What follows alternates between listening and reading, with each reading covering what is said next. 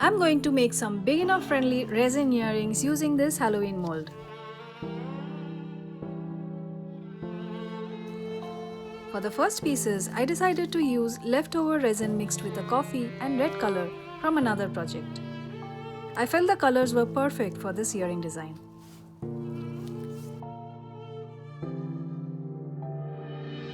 You can see that the resin has been sitting for a while, so it is not too runny. It is slightly viscous and very well degassed. I'm hoping that the casting won't trap too many bubbles because the outline is quite irregular. It has a lot of curves and corners that might trap air.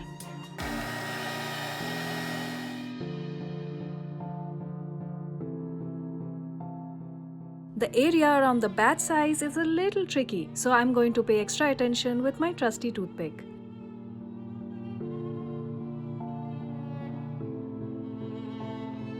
Let's run a little heat gun over the surface to ensure that there are no surface bubbles.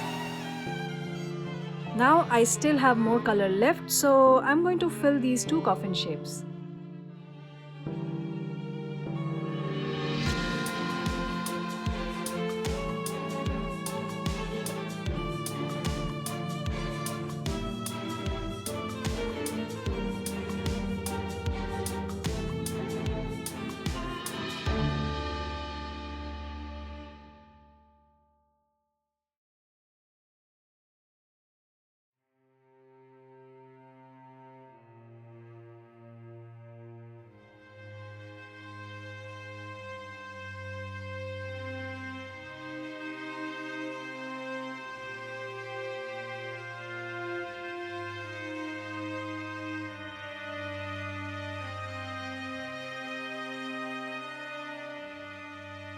It seems that the leftover resin is just enough to fill these two shapes, which means minimum wastage, which I really like.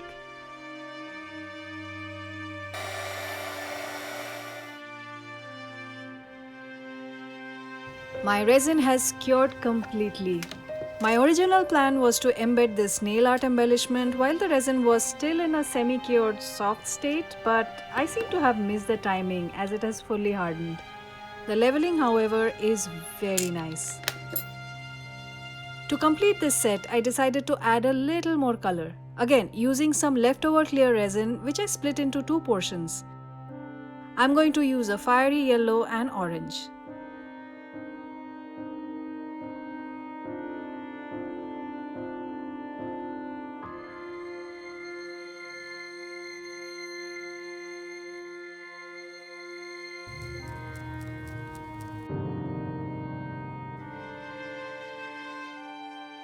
I will combine these with a little bit of broken gold foil in clear resin.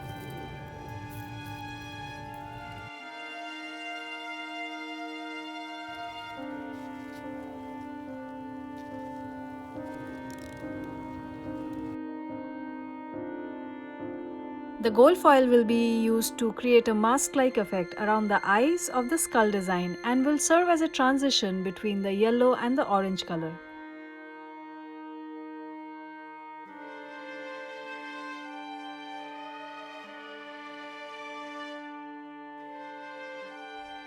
The skull shape is a little tricky, and as you can see while I'm pouring, the resin really needs to be bubble-less and degassed properly, which it is in this case.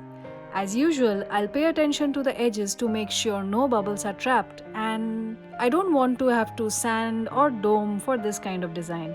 It is essential that this casting comes out perfectly. Now let's pour the orange and then the yellow mix. I'm using leftover resin here because mixing tiny amounts of two-part resin is difficult, and you always lose a little to the sides of the mixing container. I find it much more efficient to batch my work. I mix a large quantity for a bigger piece first, and then the excess is usually perfect for small items like these earrings, ensuring that there is little waste. All this does require little planning though, but it is well worth the effort.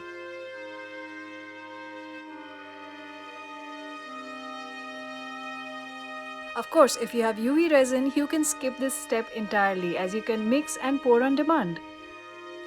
For the spider web, I'm applying white resin in the middle because if it is too transparent, the web shape won't show through clearly. This pour is tricky because my resin has been sitting and is a little viscous, so I'm not able to pour a thin stream.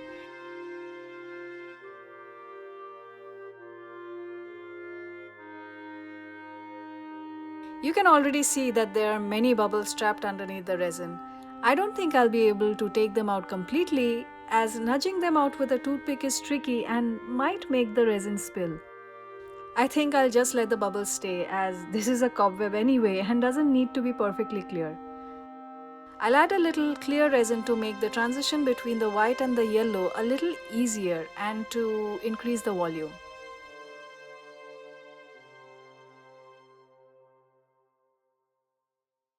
A little more white to the center and some heat gunning, hoping that the bubbles will come out, but I don't think I'm going to bother too much more with them.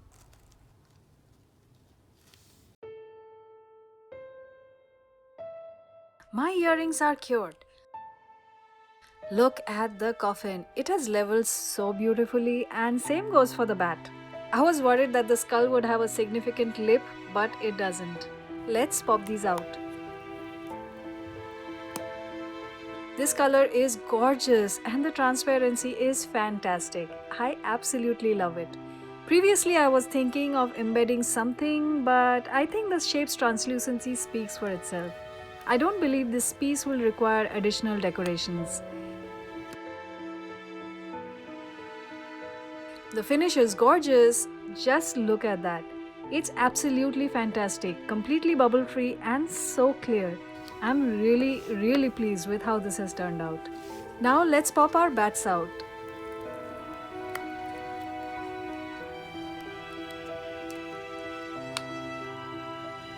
Cute.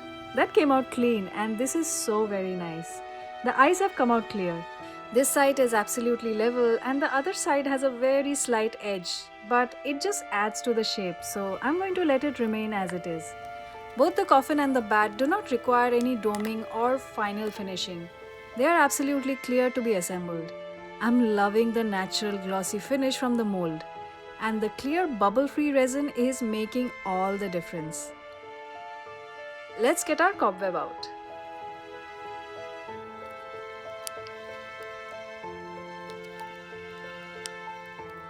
It's a little tricky because all those little silicone protrusions are holding the resin in place. I'll try to get this out without damaging the mold.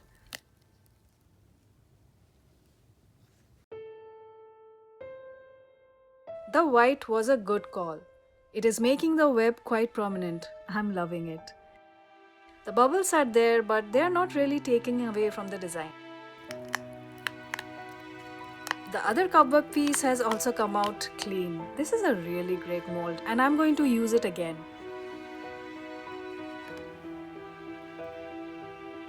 I've never been pleased about bubbles, but in this case, the bubbles which are breaking up the outer edge of what would otherwise have been a uniform shape are actually adding a visual texture to the overall design. Finally, we move on to our 3-color combo skull. The gold mask is a little distorted, but this is not supposed to be perfect.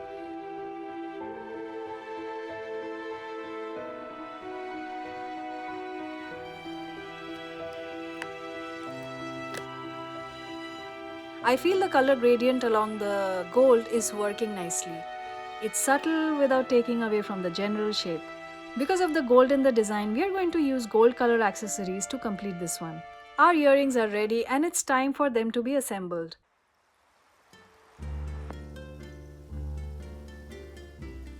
For the bat shape and the coffin, the dark red color will work well with the black or bronze accessories.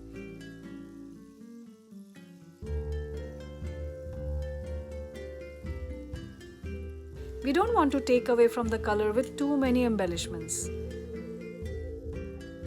I'm liking this glassy translucent look, so I'm going to leave it as it is. We will use bronze color accessories to finish these pieces.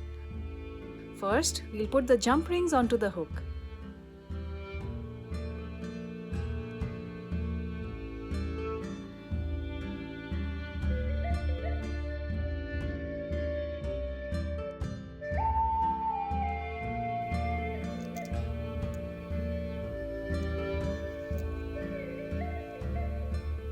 We will need a larger jump ring for the resin charms themselves, and this is what we'll use to connect the charm to the earring hook to complete the piece.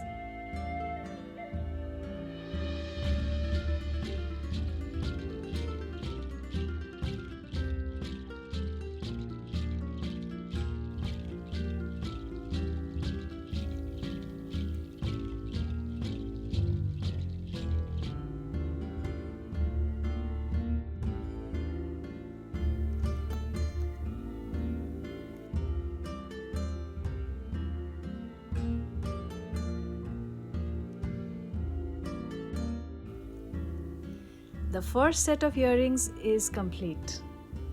Now we move on to the next set, for which we are going to use gold color accessories to match the design. The technique is the same. First we add a jump ring to our hook. Then we are going to connect these hooks to our resin pendant designs with the help of a larger jump ring.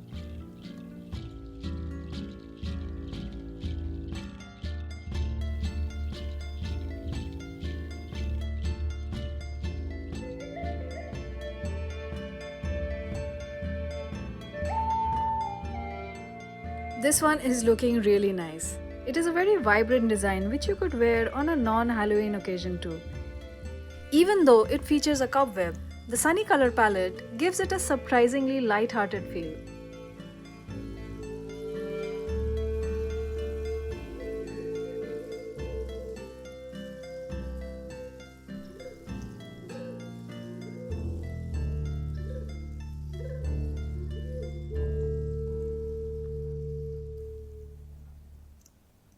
This was a very easy exercise in using a silicone mold to make these Halloween earrings.